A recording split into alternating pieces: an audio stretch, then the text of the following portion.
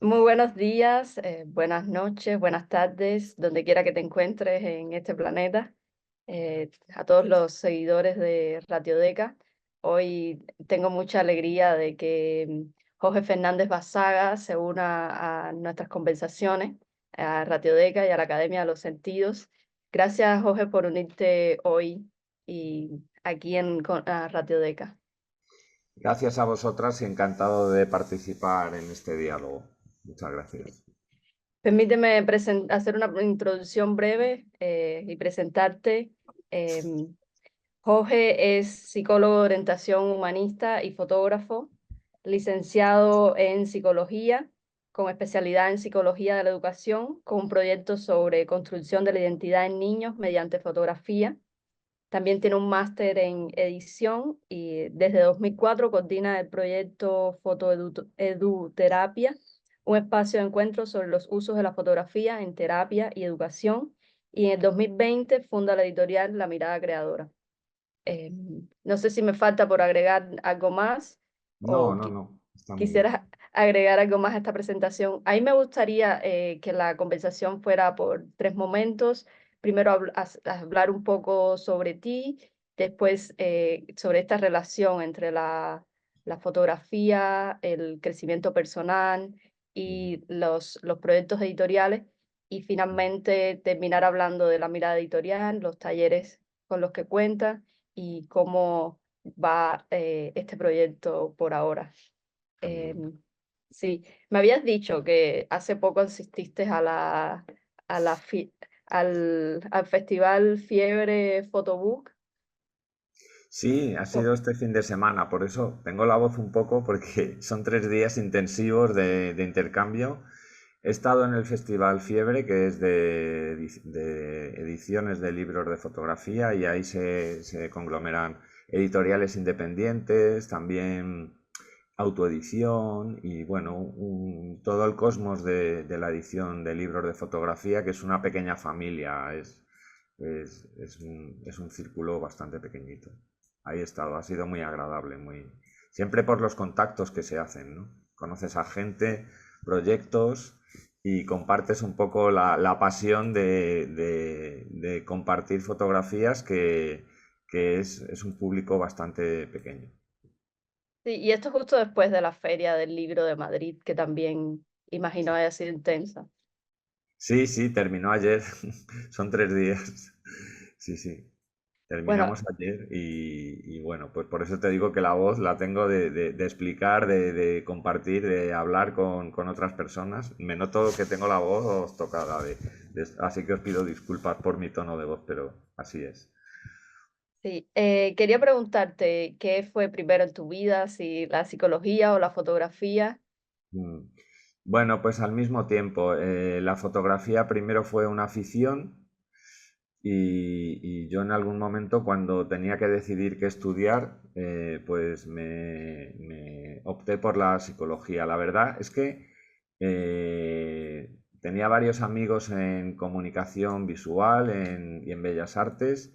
Iba a algunas clases y yo pensaba que para ser fotógrafo o para trabajar con la fotografía lo que necesitaba era cultura general. O sea, más que en metodología específica visual, ¿no? Pensaba que me tenía que formar en disciplinas más como la antropología o la sociología para, para trabajar con el medio visual. Así que me opté por la psicología y bueno, pues ahí estaba. Luego me he formado como psicoterapeuta, muchos años después. Porque bueno, la psicología, bueno, también son muchos universos y con un montón de matices. Hay muchas psicologías, no hay una. Sí, yo creo que después de salir de de la academia, uno de los retos más grandes es poder seguir en la academia. Sí. Y una de las maneras que se encuentran es hacer como estas microacademias que serían los talleres. Em, Aquí yo tengo como una cita de la Medalla Editorial donde dice que defendemos una estética de la verdad y lo cercano que permita recuperar el asombro, misterio y aprendizaje de los relatos que los relatos proporcionaron en todas las épocas, pero ahora desde la creación, no desde la posición de espectadores pasivos o en su versión más degradada, de simples consumidores de arte. Mm. O sea, ¿por qué encontraste que era tan importante implicar el arte dentro de la educación y también de la psicoterapia? Bueno, pues ahí está muy bien explicado, la verdad que hace tiempo que escribí eso. Em, Bien, porque hay una historia de lo visual que tiene que ver con muchas cosas, pero también tiene que ver con el mercado, tiene que ver con un grado elevado de eurocentrismo, ¿no? De hegemonía de los discursos de la imagen muy determinados desde Estados Unidos, Francia, Gran Bretaña, Alemania, ¿no? Y bueno, frente a eso, pues creo que hay otras maneras de utilizar la imagen, ¿no? Que invitan al cambio social, a la reflexión sobre los discursos dominantes, ¿no? Y a que aparezcan pues otros vectores que mediados por la imagen, pues eso, nos dirijan a la diversidad cultural y socioeconómica y a una diversidad de miradas. O sea que al final, para mí la fotografía, según yo la concibo, a pesar de que me gusta la fotografía clásica, y no es una crítica a una visualidad basada en la estética, en la forma, ¿no? Pero a mí lo que me interesa de la fotografía es que es un medio de transformación individual y social. Ese es lo que a mmí me interesa hoy del uso de la fotografía. Y cuando cojo un libro de Cartier-Bresson o de Weston o Dorothea Lange, ¿no? Por ejemplo, o de otros autores, ¿no? Pues lo sigo disfrutando. O sea que no, no se trata de derribar ese hilo histórico de la fotografía clásica, pero a mí me interesa la fotografía como herramienta de cambio social y personal, que bueno, que van unidos, ¿no? Porque al fin y al cabo, si no hay cambio personal, es difícil que haya cambio social, ¿no? No sé quién decía esto, muchos autores, pero ahora me viene a la cabeza Marcuse, por ejemplo, ¿no? Que hablaba Sí, que para cambiar la sociedad tenemos que cambiar nosotras mismas, ¿no? sí, es como casi una lógica, porque al final la sociedad es una especie de abstracción, ya sea que lo pienses como suma o multiplicación de individuos, pero el individuo es la concreción en la que realmente se puede incidir. Bueno, esto ya se sumará o se multiplicará, depende Así de es. la opinión política que tengas. Sí, Eh, estoy de acuerdo, estoy de acuerdo. Bueno, ahora quería hacer una pregunta un poco, voy a hacer la pregunta didáctica, pero no ofenderte mucho, pero como mucho del público de Radiodeca son creadores, a mí me gustaría también hacer una pregunta bastante general. Si tuvieras que hacer como una fórmula de cómo entra ciencia, con ciencia me refiero a la psicología, cómo entra el arte, la fotografía y la vida, me refiero a las experiencias personales de las personas que asisten a tus talleres, ¿cómo es que conformas estos talleres? ¿Qué proporción hay de cada una de estas disciplinas o maneras de conocimiento o maneras de entender la existencia? Mm. Pues mira, Juliana, lo tengo todo integrado. La verdad es que también por esto de ir por libre, porque yo no formo parte de la academia, al final tengo integrado todo esto, es un cóctel, una mezcla. A mí la psicología que me interesa es una psicología que, bueno, podríamos llamarla de corte humanista, ¿no? O sea, una psicología en la que la prioridad sea la persona. Me interesan menos otras psicologías que yo las llamo tecnologías del comportamiento y que se aproximan más a un modelo científico de la psicología, ¿no?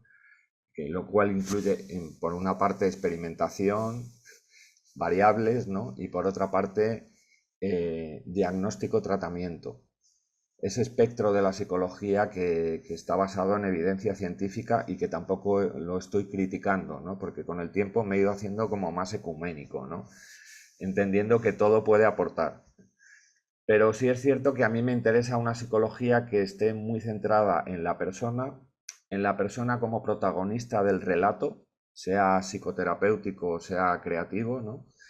y más apartada del modelo de autoridad del profesional y más apartada del modelo en el arte de autoridad del genio o de la creadora o del creador.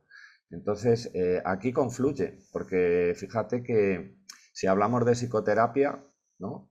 Pues en psicoterapia esta manera de entender la psicología es una manera en la que el poder se delega en la persona que está participando en el diálogo terapéutico. Esa es una manera. Y si hablamos de arte, de creación artística, hay una versión de la creación artística en la que la autoridad o el genio, como lo queramos llamar, reside en las personas incluso independientemente de su trayectoria, ¿no? Y hablo de toda esta concepción del arte que entiende más el arte como estar en la vida, ¿no? Que el arte como trayectoria personal, con unas tecnologías de la creación, unas habilidades específicas, sino algo más como estar en la vida. Y un ejemplo muy sencillo, ¿no? Es cuando tú le das a unos niños unas hojas de papel y unos lapiceros o una cámara de fotos Polaroid o tal, y están creando ahí, entonces yo dejo esta pregunta, ¿eso es arte o no es arte? Y bueno, ya con esto podríamos estar no una hora, sino semanas o años incluso hablando, ¿no? Me interesa ese tipo de creación artística que se conecta con, como decías antes, con la autenticidad de estar en la vida, ¿no? Y yo encuentro placer estético cuando me conecto con esa verdad del relato y con esa verdad de la expresión, sea formal o sea corporal o sea escrita. Ahí encuentro placer estético, ¿no? O sea, cuando hay un relato que siento que es coherente, que es de verdad, ahí me conecto, ¿no? Y ahí está la confluencia entre psicología y creación, ¿no? Al final, personas que expresan su relato vital, ¿no? Con un grado de autenticidad o de verdad, bien sea con imágenes o de cualquier otra manera, ¿no? Ahí me conecto. Y es cierto que siempre tengo referencias del arte institucional, porque es verdad que las personas que dedican su vida a configurar un discurso artístico y un estilo propio, etcétera, pues nos están haciendo un regalo, porque nos están dando estrategias para trabajar con todo el mundo. Y yo aprecio mucho, ¿no? Si quieres, luego hablamos de autoras o de autores, ¿no? Pero aprecio mucho esta versión del arte oficial, institucional, el arte que está en los libros de historia, pero como inspiración para trabajar con personas, sobre todo. Sí, yo creo que es una cuestión más bien de escalas, en dependencia a qué público objetivo uno quiera dirigirse. Y por supuesto queda la provocación esta de que si la expresión infantil es arte o no. O sea, yo también trabajo con esta intersección entre arte y ciudadanía, o sea, como expresión más pública, y me parece que entender también que los procesos de aprendizaje pueden ser de muchas maneras, como de muchas maneras puede ser el receptor, ayuda a que también no solo haya un arte más libre, una expresión más libre, sino a que el arte no sea una especie de meta, sino precisamente de proceso, de herramienta, de estar en el mundo. Eh, Sí, sí, sí, sí, sí. Hay un día que lo recuerdo mucho que en uno de nuestros talleres en la Universidad de Málaga, junto con Carlos Canal, en el cierre del taller que duraba 6 meses, es un pequeño título propio, un participante dijo, aquí lo que se respira es libertad en este encuentro, ¿no? Y a mí eso me emociona mucho porque pues tengo la sensación de que es un poco escasa a veces esa libertad de expresarse en público. Recuerdo que ese día incluso pues me eché a llorar porque eso es lo que yo voy buscando, ¿no? Crear espacios de libertad para expresarse, ¿no? Y también esos espacios de libertad inevitablemente implican cambio, porque ¿qué es la libertad sino salirnos de la norma social o del estatus social y abrir otras fronteras, ¿no? Y me importa mucho. Sí, Esa tal vez vez. esto también nos lleva al tema de la memoria y tal vez la razón por la que también creaste una editorial. O sea, como para dejar huellas o una especie, o sea, creo que nos hemos movido un poco dentro de la parte performativa de cómo hacemos que damos forma a cada uno de los conceptos que vamos heredando y recibiendo, pero ¿qué pasa con la documentación de la vida misma o de los procesos mismos de aprendizaje? ¿Esta es la razón por la que creas la mirada editorial? O Sí, puede ser algo sí. más simple, ¿no? A lo mejor estoy haciendo No, mucha no, no. filosofía. Esa es la razón. Es que cada vez que nosotros, cada vez que hemos hecho un curso o un taller, que no hemos hecho muchos, porque eh, no nos hemos dedicado exclusivamente a la docencia, en cada taller ocurren tantas cosas interesantes y a ti te pasará también, ¿no? Siempre la sensación es, esto lo tenemos que compartir, o sea, es como las creaciones de las participantes de un taller son tesoros, ¿no? Porque tú escribes un guión de un taller, escribes como una partitura que no sabes muy bien en su interpretación qué puede suceder y luego siempre te encuentras con la gran sorpresa de que la gente, pues con esa partitura que tú has esbozado, ¿no? Pues hace una sinfonía. Y cuando tú la ves, bueno, pues es algo increíble, ¿no? Entonces, siempre estaba la idea de compartir nuestra experiencia. Y la idea era hacer un libro. Y el libro lo tengo por ahí atrás, es un libro así de gordo, con 500 páginas, con mucha bibliografía y muchas experiencias, pero nunca llegaba el momento. ¿Y cuándo llegó el momento? Pues en la pandemia. En la pandemia donde me encontré con algo de tiempo disponible, ya venía pensándolo y entonces dijimos, bueno, pues no solo un libro, sino vamos a compartir no solo nuestros proyectos, sino proyectos de otras personas, como el que has enseñado tú antes de Ana Cayuela, ¿no? Proyectos con los que vibramos y sintonizamos porque es el mismo interés, ¿no? Y entonces empieza la editorial.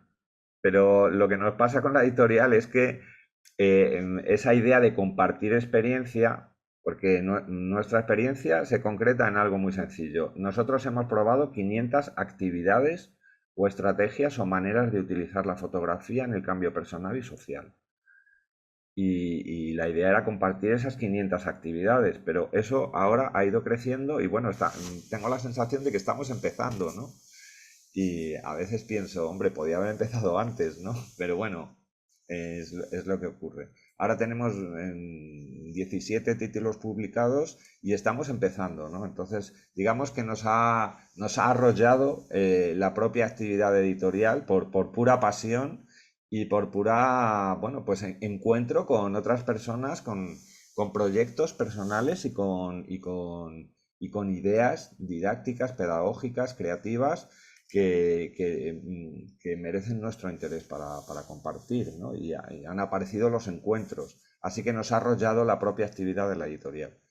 Al final, Juliana, lo que haces es intentar estar en el presente, disfrutar de lo que va sucediendo y esas metas que te habías propuesto que eran publicar nuestra experiencia o publicar X proyectos o X talleres, pues llegarán a donde lleguen. Pero de momento estamos en el presente y se van haciendo las conexiones y bueno, pues disfrutar del proceso, ¿no? No estar agobiados con que teníamos una gran meta de publicar X experiencias, ¿no? Sino disfrutar del proceso y dejarnos arrastrar también por el propio proceso, ¿no? Sin ser muy rígidos con los objetivos originales. Sin embargo, yo también creo que hacer el libro o trabajar en un proyecto editorial es parte también de ese aprendizaje. Un poco Sí. como valorando la fragilidad de la memoria, saber que hay que seleccionar ciertas cosas, que no podemos recordarlo todo, entonces editar es esto, ¿no? Como con qué nos vamos a quedar, cómo vamos a mostrar al mundo y qué desechamos, que son zonas también entre lo humano y lo inhumano que transitar. Sí, sí, Y sí, sí, estoy de sí, acuerdo. Un día leí que la creación del editor o de la editora era su catálogo editorial. Entonces yo miro ahora nuestro catálogo editorial y digo, bueno, vaya lío. O sea, aquí hay un montón de cosas, pero realmente me identifico con lo que aparece ahí, porque pretendía haber un orden, pero ahí se acumulan los encuentros, ¿no? Y esa selección de la que tú hablas, ¿no? La selección, igual que en el caso del artista, ¿no? Pues esa selección es parte del proceso creativo. Y efectivamente, y contarlo también, ¿no? Contarlo, compartirlo también. A mí me pasa una cosa curiosa. Yo comencé a hacer fotos en los 80, porque yo ya tengo una edad, ¿no? Concretamente creo que fue como en el 85-86 que me compré mi primera cámara. Yo tenía 20 años, ¿no? Y habré hecho a lo largo de todo este tiempo como 40 proyectos fotográficos, algunos de varios años de duración y con miles y miles de imágenes. Bueno, pues yo todavía no he publicado nada. No he publicado nada de mis proyectos. ¿Y por qué no lo he publicado? Porque mis proyectos han sido herramientas, igual que es como utilizo yo ahora la fotografía, para mi evolución personal. Entonces, no he sentido la necesidad de publicarlos. Es verdad que en su día hice algunas exposiciones, ¿no? Pero no he sentido la necesidad de publicarlos. Aunque ahora me está picando un poco el gusanillo porque al trabajar en libros de otras personas, pues también, pues, aunque mi proyecto ahora es la editorial, pero fíjate qué curioso, ¿no? Y conozco a más creadores con estas características, donde la proyección social o hacia el mercado o hacia construir una trayectoria como creador o creadora en el mundo del arte está supeditada a su propia evolución personal. Conozco a personas que tienen una gran obra y que está inédita, no forma parte del circuito del arte, ¿no? Porque han creado como con la misma necesidad con la que respiramos o con la que comemos, ¿no? O sea, por la necesidad de construir historias, de crear, de elaborar un relato que era significativo para su propia biografía, ¿no? No sé si me he ido. No, no, para nada. Ahorita mencionabas a Ana Cayuela y fue precisamente Ana Cayuela que nos presentó por primera vez. Y bueno, yo tengo también este proyecto de la Mereda Editorial se llama The Emotional Power of Capital. Y bueno, es un libro muy especial porque además es también un objeto, ¿no? Que es una carta, un sobre, que tiene imágenes dentro que son postales y también tiene un libro que es una entrevista, pero por fuera también tiene esta especie de diseño donde se trata, es como una especie de pictograma de lo que sería el concepto de Emotional Power of Capital. Y bueno, en fin, se podría decir mucho sobre este libro, que además fue un viaje de Ana, luego también una tesis, también fue una manera que para Ana era muy complejo cómo expresar Sí, sí, esto sí. que ella había investigado, ¿no? Cómo llevar su investigación y además que no se quedara en texto, porque sabemos que este es los grandes problemas de la academia, es que escribimos un montón de ensayos, un montón de tesis y se quedan ahí mismo en la academia. Probablemente lo va a leer alguno de nuestros compañeros o colegas y algún profesor, pero no sale mucho más allá. O sea, Ujú. si uno quiere enviarlo a un amigo o a un familiar o a alguien que a lo mejor no tuvo este proceso académico, Sí. se hace muy complicado.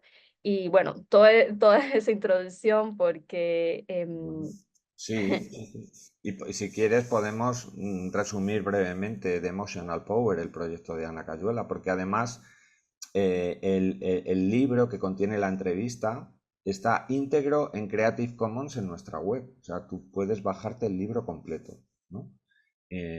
Por esa voluntad que tenemos de compartir, ¿no?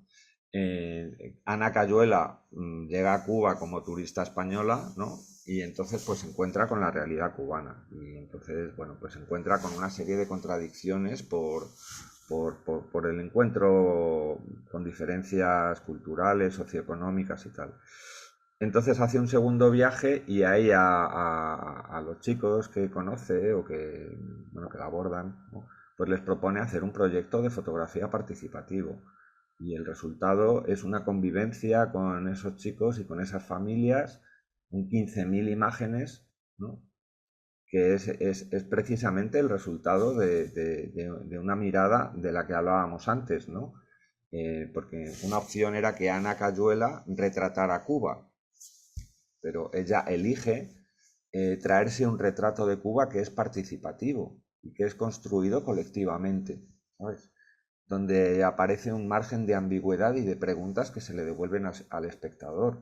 Y eso se concreta en un libro que son 30 imágenes en formato de postal, aludiendo al hecho del turismo como un hecho significativo sociológicamente y políticamente, y también con una entrevista donde ella expresa pues tanto sus intenciones, su voluntad como sus contradicciones.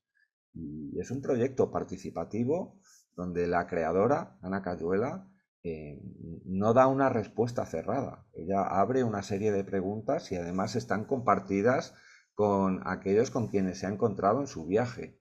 Ese modelo es el que a mí me interesa de creación artística, ¿no? Un modelo que, como decía antes, se aparta del genio y se aproxima más a la imagen como medio de cambio social y de comprensión de diferentes puntos de vista, ¿no? Que todos tienen sus discursos acumulados históricamente y nos los encontramos muchas veces de manera irreflexiva, ¿no? Porque, a ver, no vamos analizando el mundo, no vamos haciendo un discurso sociológico, político de cada cosa que nos ocurre, ¿no? O sea, que compras estas gafas y no estás pensando quién las ha fabricado, dónde las ha fabricado, el barco que las traía, cómo eran los trabajadores que iban en ese barco, cómo eran sus condiciones laborales, pero el mundo en el que vivimos es este, o sea, es el de todo eso que hay detrás de un objeto, de una imagen.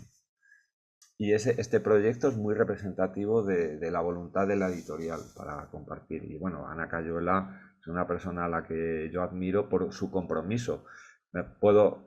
Voy a añadir una cosa. Ana Cayuela ha estado años dando talleres en prisión, en la cárcel, por ese compromiso social y político y como creadora. O sea que es una persona muy comprometida. Ese es The Emotional Power Of Capital. of Sí. Capital, que es una belleza de proyecto. Como digo, se puede acceder a la entrevista completa y a través de la web y ahí la tenemos compartida en Creative Commons, porque es una intención de la editorial que siempre una parte de lo que se publica esté disponible para todo el mundo de forma, bueno, no es gratuita, porque siempre hay un intercambio, ¿no? Pero de forma más libre, ¿no? Que no haya que comprar o pagar algo.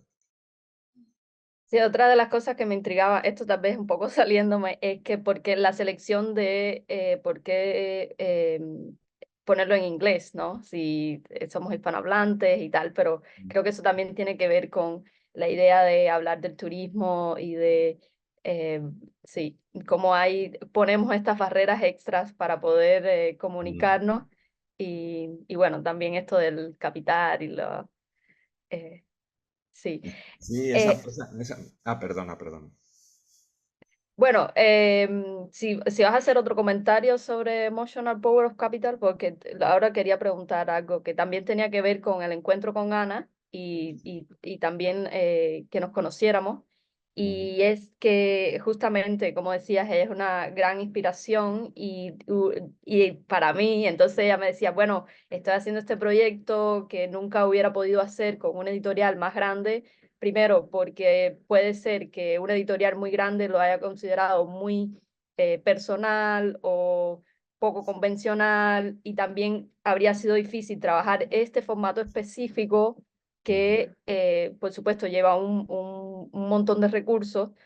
Si uno piensa como en estas estructuras de las grandes editoriales, y ella me decía, pero con Jorge primero me enseñó o sea, fue posible porque tiene un formato que es posible adaptarlo a este tipo de trabajo investigativo, pero también social, pero también personal, o sea, que cubre como muchos niveles de acercamiento a la existencia.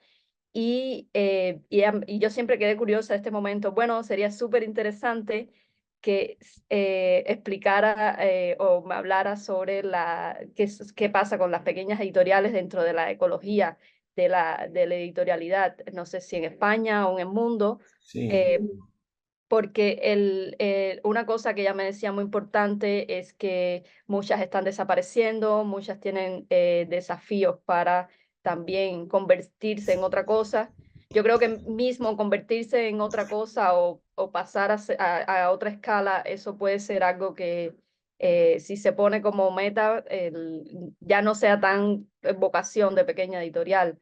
No sé Mm, qué piensas al respecto y cómo, qué rol, qué papel lo bueno, ubicas. sí, bueno, has lanzado muchos hilos que voy a intentar responder alguno, empezando Sí, por el final. espero no haberte Eh, enredado ahí, no, no, perdón. no me has enredado. El mejor ejemplo es Amazon. Es un dilema para el editor. ¿Estás en Amazon o no estás? Porque mira, aquí entras en contradicción con dos voluntades. La primera, quiero difundir este material porque para mí es un material que invita al cambio social o a la reflexión consciente. Entonces quiero que llegue a todo el mundo posible. Y en ese sentido, tener el material en Amazon es útil bueno, pues y está muy bien. Por otro lado, todo lo que representa Amazon, ¿no? De unificación de la cultura, de exclusión de discursos secundarios, ¿no? Y también de limitación de otros canales de distribución cultural, como el hecho de que Amazon, la existencia de Amazon implica el cierre de numerosas pequeñas librerías, que cada una tiene su propio relato y su propio encuentro personal más allá de la pantalla con lectores y con público interesado, pues entonces la respuesta ante eso es no quiero publicar en Amazon, pero yo no tengo la respuesta, porque yo me encuentro con una situación como editor independiente pues en la que digo, bueno, estoy cuidando de mis valores por no hacer una gran distribución de esto en los canales hegemónicos, pero por otra parte no llego, porque como no tengo un aparato de marketing y de comunicación potente, o no he sido capaz de crearlo por canales alternativos, que también es mi responsabilidad, pues no llego. Y fíjate qué dilema, ¿qué haces? Te adscribes al hilo de lo global, de la hegemonía de la distribución de la cultura global, o bien eliges un canal independiente, pero el precio que pagas es que no llegas. Y nuestra editorial es una editorial que no tiene un ánimo comercial, tiene un ánimo de llegar a las personas y de crear un diálogo, ¿no? Entonces, no tengo la respuesta para esto. A lo mejor el año que viene estamos en Amazon, no lo sé, no lo sé. Luego, por otra parte, respecto de la elaboración del libro, también aquí hay, digamos, una visión política de cómo se crea un libro en un circuito editorial, ¿no? Y bueno, de esto podría hablar mucho, pero en España se publican de media 85.000 títulos al año, de los cuales la mayoría van a destruirse porque el mercado de la novedad es voraz y la novedad editorial ahora está durando entre 1 y 3 meses. A los 3 meses un libro se ha convertido en obsoleto.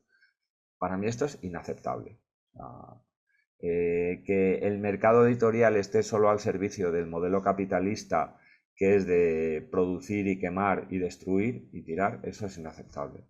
Entonces yo apuesto por un modelo con una distribución, pues ahora mismo no tenemos distribución, pero esto también es un reto, porque sin distribución quizá no existes, o sea, directamente, porque no estás en las librerías, ¿no?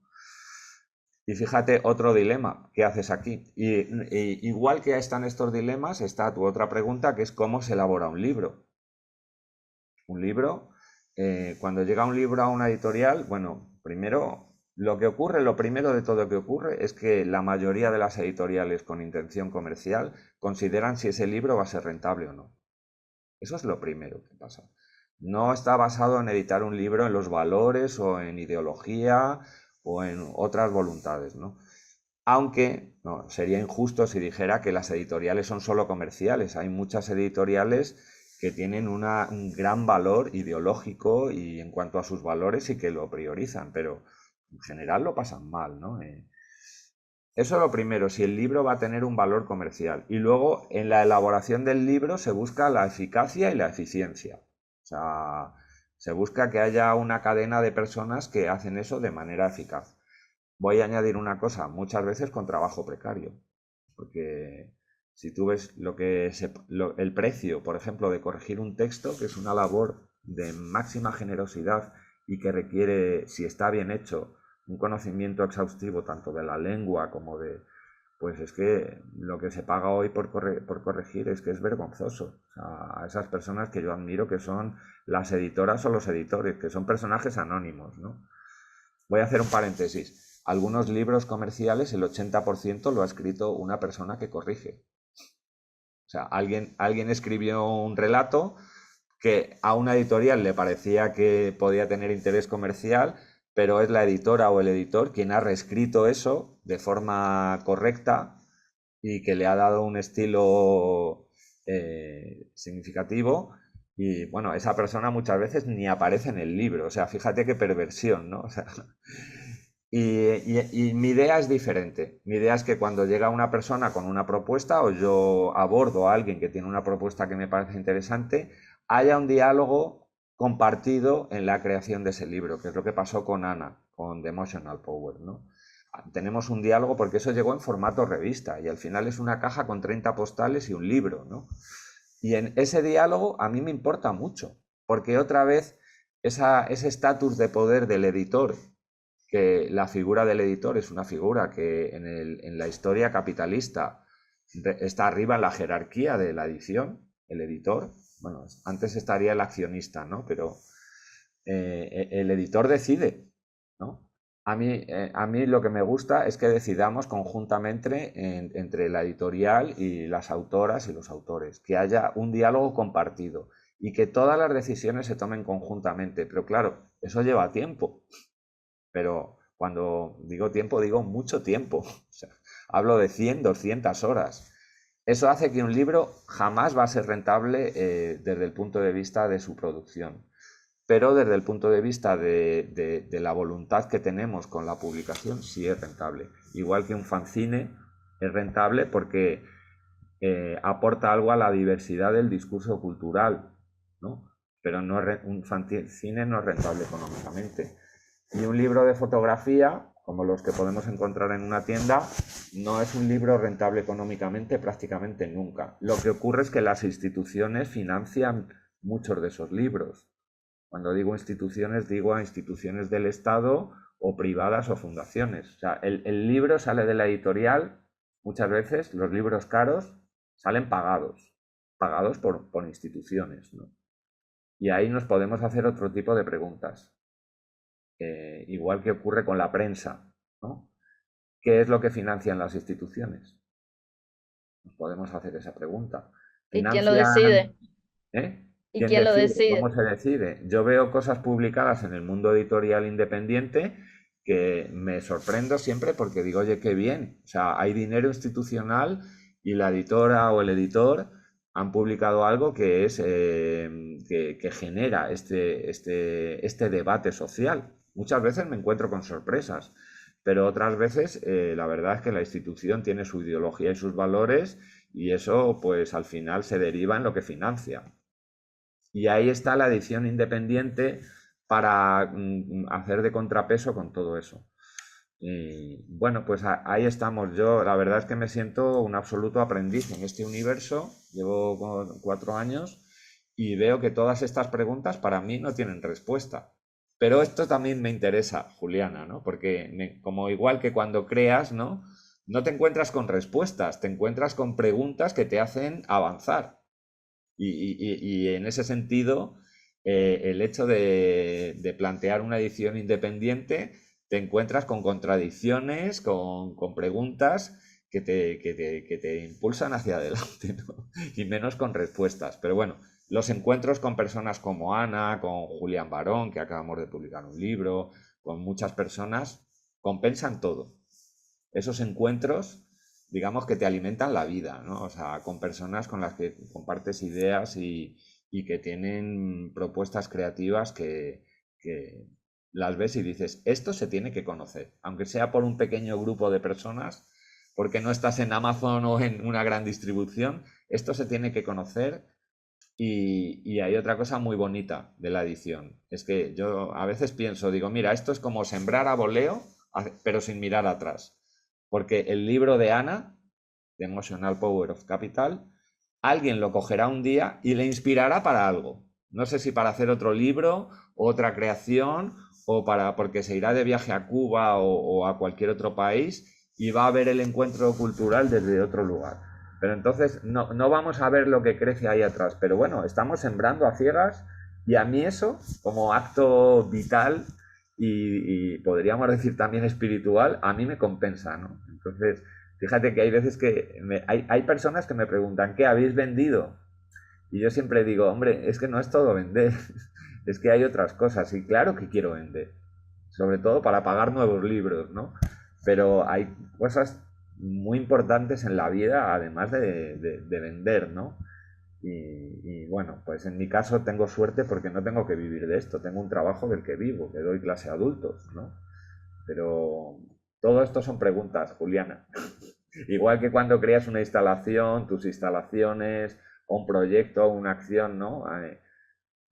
Las respuestas van surgiendo con el propio proceso, pero básicamente se plantean preguntas, ¿verdad? ¿No? Justo, pero también se puede ver que hay mucha alegría en el proceso y creo que ya esto es ganar demasiado. Sí, Pasión. sí, y para conectarlo, bueno, va a seguir con Emotional Power of Capital. Esto también se convirtió en un taller y que es parte también del proceso de todo tu impacto con la sociedad.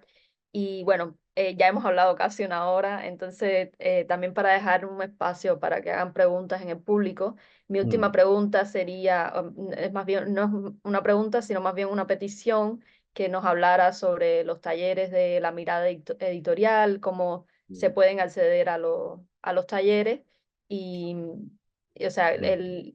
y bueno, si quieres conectarlo también con este de Emotional Power of Capital, cómo se desarrollan, dónde se desarrollan, cuáles son los requisitos, cuáles son los temas. Sé que también Sí, hay uno sobre cómo hacer un libro. sí, sí, sí, lo tengo aquí, mira, lo tengo aquí. Este lo acabamos de publicar. Os recomiendo que vayáis a la página de Julián Barón, porque él sí ha creado una plataforma de talleres y de actividades muy estructurada. Ahora yo voy a empezar con esa parte. Una vez que he arrancado la editorial, voy a arrancar con esta parte. Pero claro, porque si tu intención es generar un debate o un diálogo social, tanto en el mundo educativo como en el terapéutico, como en el académico, como en el común de las personas, pues hombre, un proyecto editorial es una manera de llegar, ¿no? Pero la manera de llegar es la educación formal y la informal. A ver, lo ideal que es que esto esté en los colegios desde las primeras edades. Y yo me hago una pregunta, ¿por qué no hay un tiempo dedicado en el mundo de la educación formal a una alfabetización audiovisual sólida? Porque estamos inundados de imágenes y las consumimos de forma acrítica. Tanto hablo de modelos de consumo, de belleza, de modelos de éxito, de estilos de vida, de valores, de todo, ¿no? ¿Y por qué esto no está en los colegios? Pero está en los currículum, ¿eh? En los currículum figura esto, pero no hay medios. Los profesores no, yo conozco a bastantes y no tienen los medios para trabajar con esto, con niños de 4 o 5. Los niños empiezan a hacer fotos hoy con 2 años, ¿eh? Con el móvil, o con 3, con el móvil, con la tablet, hacen fotos, ¿no? ¿Y por qué no hay una alfabetización sobre todo el lenguaje de la imagen, ¿no? Y luego eso hace que cuando recibes ese chorro de imágenes, que son miles diarias que recibimos, pues digamos que te están impactando en tu cerebro y no, lo que digo, de forma crítica. Por eso el vector importante para mí es la educación. Yo a la educación formal no llego, pero entonces decido crear materiales para los profesores y hacer talleres. Los talleres son bastante limitados en cuanto al público que se llega, pero lo bueno de los talleres es que llega gente que luego ellos mismos son vectores de compartir esta manera de trabajar con muchas otras personas. O sea que también está sembrando, hay futuras versiones, ¿no? En el caso de Ana Cayuela, ella me contó que había hecho talleres en Cuba, incluso en la universidad, y su propio proyecto en sí es un taller participativo en el que ella es docente, pero también es participante, ¿no? En mi caso, nosotros llevamos 20 años haciendo talleres ocasionalmente, tuvimos un periodo de 5 años en la Universidad de Málaga con un curso que se llamaba Fotografía terapéutica más allá de la imagen estética, dirigido por Carlos Canal y con mi participación también, y ahí tuvimos muy buena experiencia. ¿Quién llegaba a este curso? Pues gente que le interesa otro tipo de fotografía y algunos profesionales, que estaba en tu pregunta, del mundo terapéutico, pero menos. Porque aquí entra esta idea del marketing, que hay que dirigirse a un público, a un avatar muy concreto, y si no, tu mensaje se dispersa, ¿sabes? Y cuando estás en territorios intermedios, aquí en mi caso, por ejemplo, fotografía, terapia, educación, ese territorio intermedio es dificilísimo hacer llegar a la gente, porque el mensaje está en tierra de nadie prácticamente, ¿no? Entonces nuestros talleres son experimentales, todos son para probar cosas, cada taller es nuevo, se prueban cosas nuevas, por eso tenemos 500 actividades en nuestro acervo, en nuestra experiencia, y son talleres que se ofrecen o hemos tenido mucho tiempo por la voluntad, esto es delicado, o por un precio muy bajo, ¿no? Y entonces, pues, aquí viene gente muy variada, ¿no? Que tienen experiencias. A mí la idea de un escenario educativo como laboratorio a mí me gusta. Por ejemplo, voy a mencionar una autora que es bastante conocida aquí en España, que es María Acaso. Sus libros, por ejemplo, Reduevolución, bueno, es que no me acuerdo bien de los títulos, o La enseñanza de las artes no son manualidades, no tengo bien, luego los ponemos en el enlace, ¿no? Porque los libros de María Caso inciden en esta línea, ¿no? O sea, a ver, chicos, el arte no son manualidades, es otra cosa. Pero este mensaje todavía es difícil que llegue. Y ahora me he perdido de tu pregunta. Es decir, que los talleres son catalizadores también de este cambio e invitaciones a que se creen relatos de una forma crítica, donde el pensamiento crítico es fundamental y donde la creatividad inspirada en artistas que trabajan en nuestra frecuencia pues es un elemento importante. Por eso no denosto del arte institucional, ¿sabes? Porque el arte institucional o el que está en los libros de historia también es una fuente de inspiración. O sea, todo nos vale todo para nuestros fines, ¿no? Y en ese sentido un taller como laboratorio experimental y como lugar de encuentro de personas que tienen esta misma voluntad de utilizar la creación en otras direcciones, pues son necesarios, ¿no? Y Juliana, ¿sabes lo que pasa? Que bueno, que yo digo, bueno, hacemos lo que podemos. Y también guiados por la pasión, ¿no? Y por nuestros valores, ¿no? Pero ya está, si es que tampoco se trata de llegar a todo el mundo, ¿no? Sino de llegar a personas con las que surge la sincronía, ¿no? El encuentro. Pero quiero decir que hacemos lo que podemos. Yo tampoco me agobio por no llegar a más gente o por no hacer talleres multitudinarios o por no estar en las páginas de no sé quién. No, yo hago lo que puedo en mi propia esfera, intento disfrutar de ello y domar al tigre de la creatividad, que ese es un reto de cualquier creadora, ¿no? Domar a ese tigre de la creatividad que te está siempre acuciando para hacer nuevas cosas, intentar que lo que hacemos sea útil y llegue a algunas personas y bueno, y sembrar, pero sin mirar mucho atrás porque no da tiempo. Todo esto.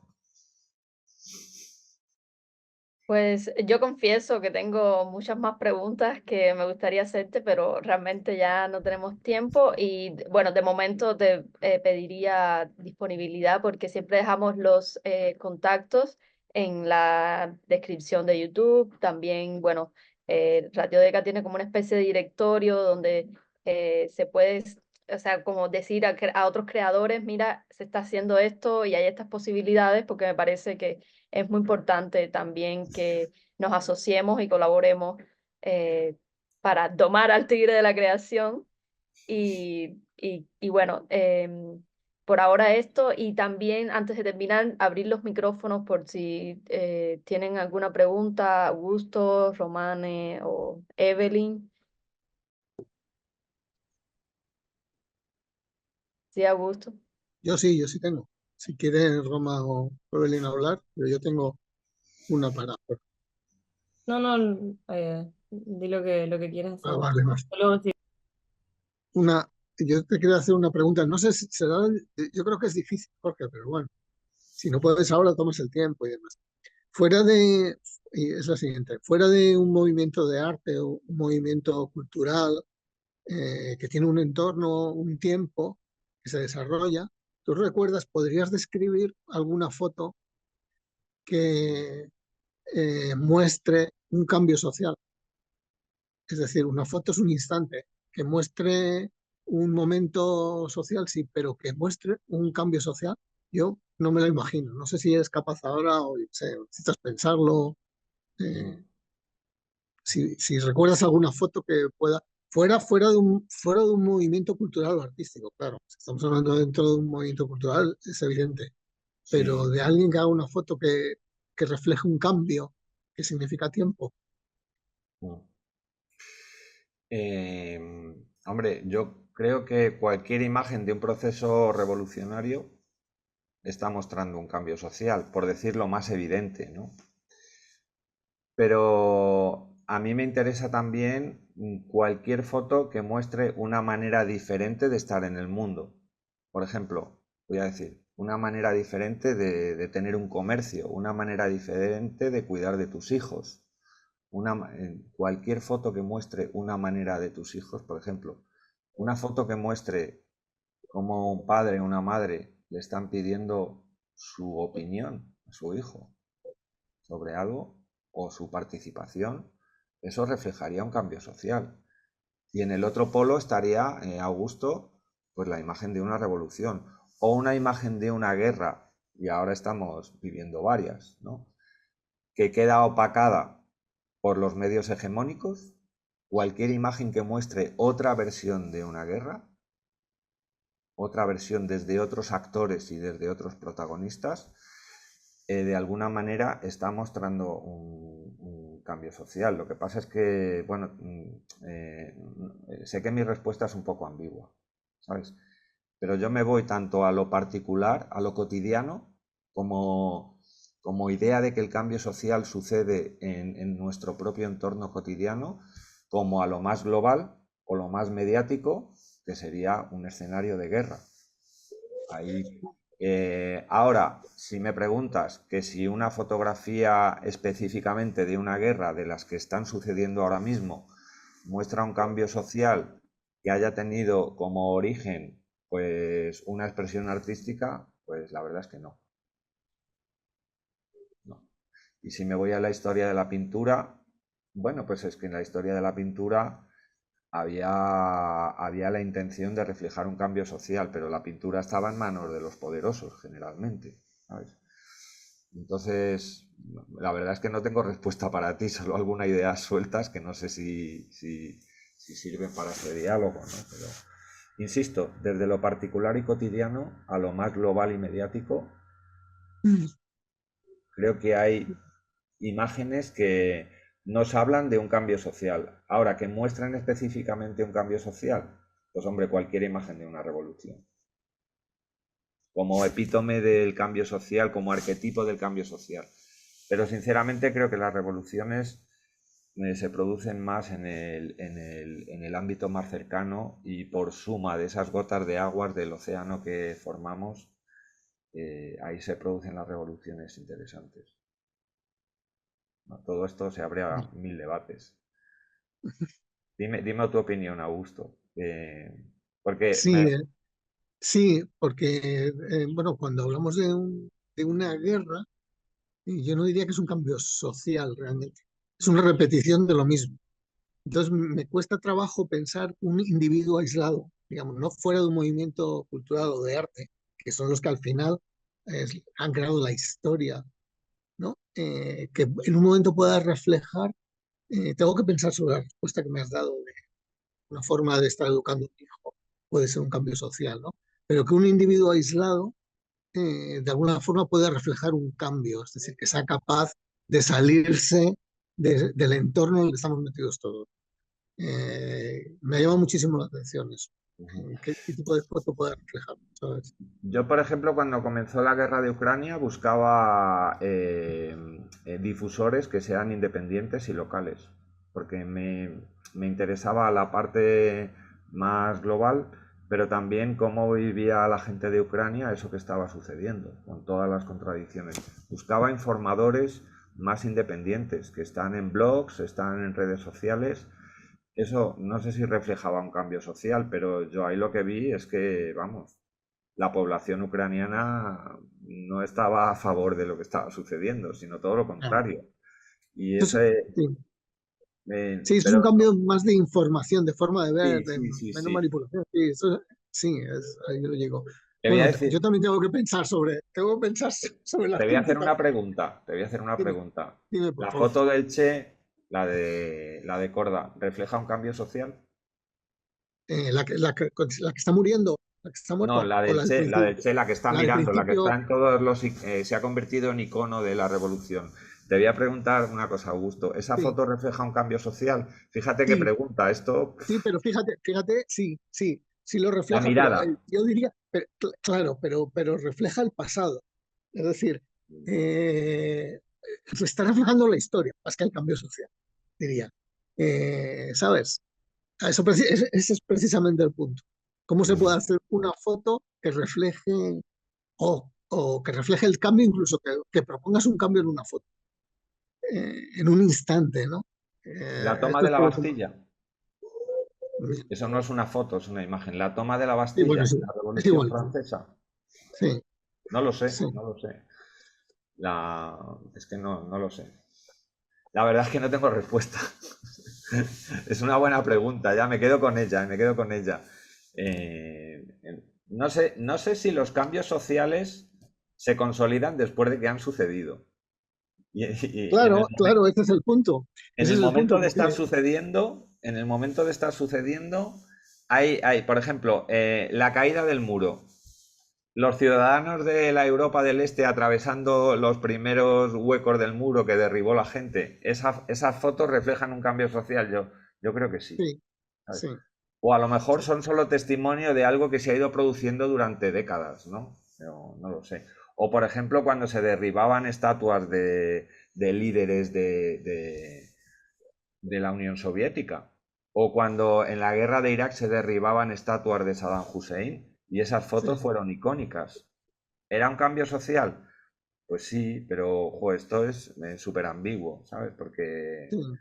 Porque ¿cómo se han convertido esas fotos en iconos de un cambio social? ¿De qué Claro, cambio social?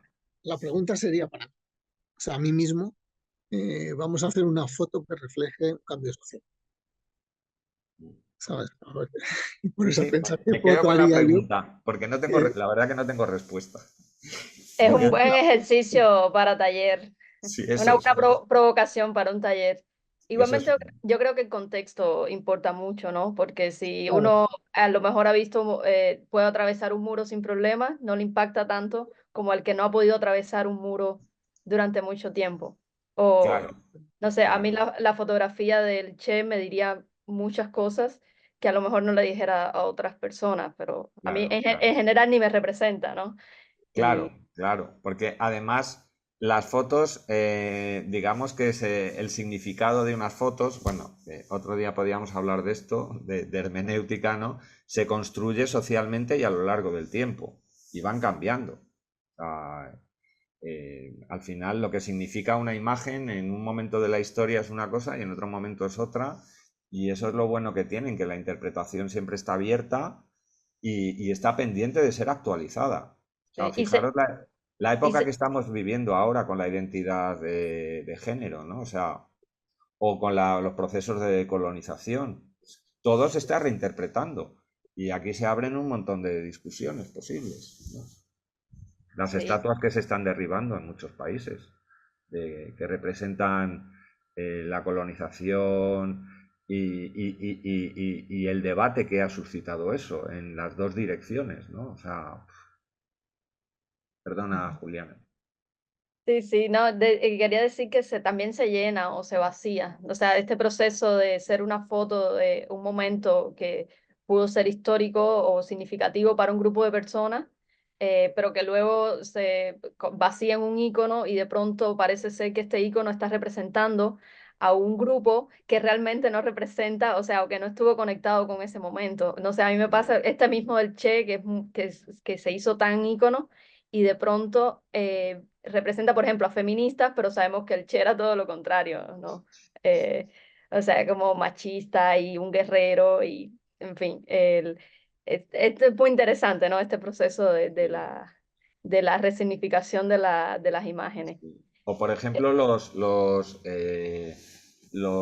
grupos de poder que a lo mejor pues rechazan el uso de la imagen. Estoy pensando, por ejemplo, cómo en el Islam y el Corán, y no me quiero meter en ningún jardín, el uso de la imagen en el Corán no está permitido. Tu pregunta me lleva a otra, es ¿por qué no está permitido el uso de la imagen en algunos contextos? ¿No? ¿Por Es qué, poderosa. por qué no está permitido el uso de la imagen en el Corán, por ejemplo? Porque está prohibido. Bueno, creo que ya empezamos el taller entonces. Sí, sí, sí.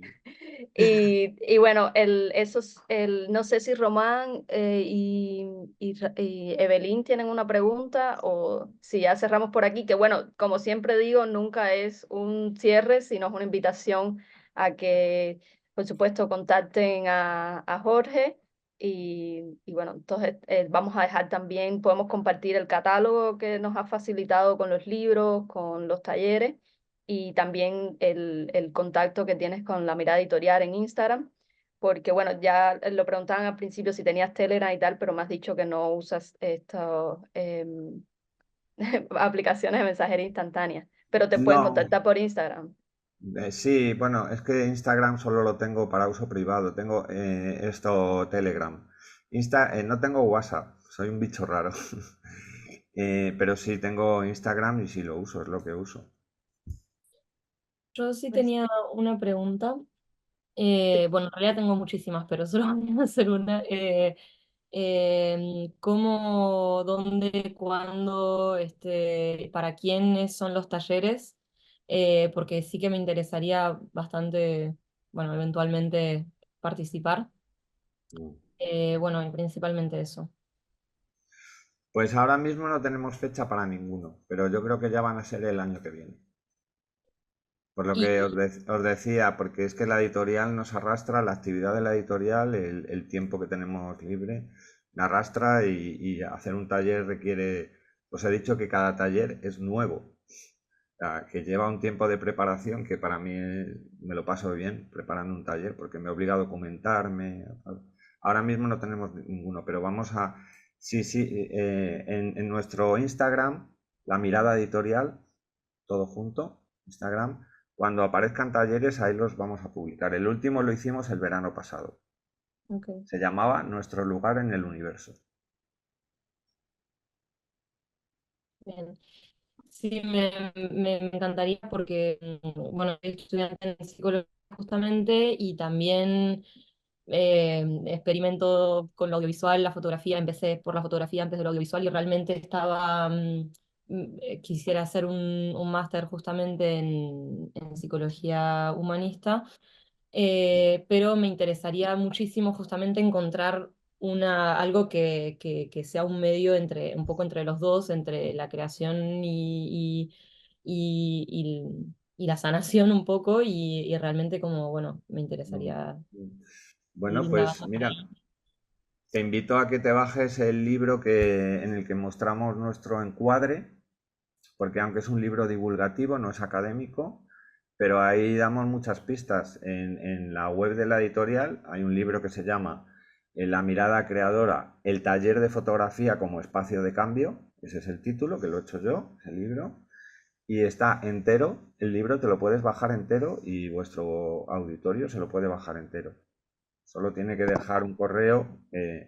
Yo le digo a la gente que no les vamos a molestar con correos, pero no es que no les vayamos a molestar, es que no he mandado ninguno en 4 años, ni uno, ni un correo en 4 años a la gente que se ha bajado documentos Creative Commons. Pero bueno, tengo las direcciones y en su momento mandaré información. Pero que ahí te puede, en ese libro, Román, ahí tienes descrito de forma muy esquemática y divulgativa el encuadre y eso te pueden abrir pistas para otras cosas. Muchas gracias. Sí, sí, me interesa muchísimo. Voy a... A ti por el interés, a ti por el interés, sí, sí. Hay mucha gente que le interesa trabajar así, pero no es el modelo más, más común este tipo de trabajos. Entre otras cosas, bueno, porque es difícil llegar y porque al final la gente que hace un taller, cuando ya lo tiene montado, lo que quiere es repetirlo una y otra vez. Y se convierte en un producto comercial. Y eso no lo digo como algo negativo. Y también se convierte en su propio estilo, ese taller que hace esa persona. Pero es que a mí, igual que en la creación no me interesa tener un estilo, en los talleres no me interesa hacer un único taller, me interesa hacer uno nuevo cada vez y probar cosas y aprender conjuntamente con las personas que vienen. En los talleres hacemos cosas que no funcionan. Pero como eso se convierte en un diálogo y en un debate y en una puesta en común, pues al final sí funciona. ¿Por qué? Porque hay aprendizaje. Y además, el taller es el principio. Luego la gente sigue creando un proyecto. Hay gente que sigue años con el proyecto de taller. Y os cuento una anécdota. En la universidad había gente que decía, no me da tiempo a terminar el proyecto a tiempo. O sea, en fecha. Y Carlos y yo les decíamos, bueno, pues termínalo cuando lo tengas que terminar. Te vamos a poner la nota porque te llevamos viendo, pero tú termínalo. Pues oye, algunos de esos son los mejores proyectos. No necesito que me entregues el examen o el ejercicio para ponerte una nota porque, joder, confío en ti, te veo trabajar y necesitas más tiempo que el que la institución te está marcando. Pues eso ocurre en los talleres. Son el principio de procesos. Oye, perdonar, igual estoy hablando mucho, pero vengo del fin de semana entero, tengo el área de broca súper activada, ¿no?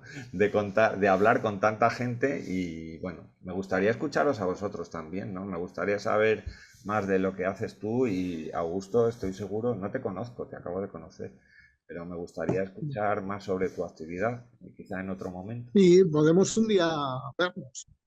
Claro, Si te apetece, con Juliana.